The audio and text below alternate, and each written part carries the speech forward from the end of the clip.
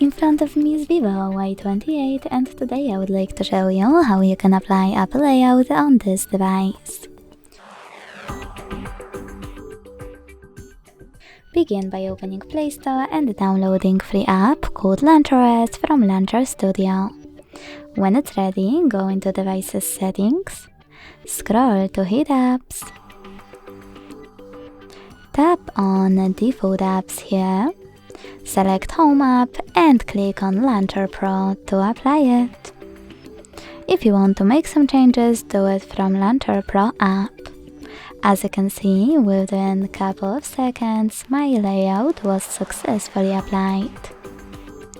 If you wish to go back to your default one, all you need to do is go back to Devices Settings, hit Apps, tap on Default Apps, select Home App again, and choose your system home screen. Thanks so much for watching. If you enjoyed this video, leave a like, comment and subscribe. Bye!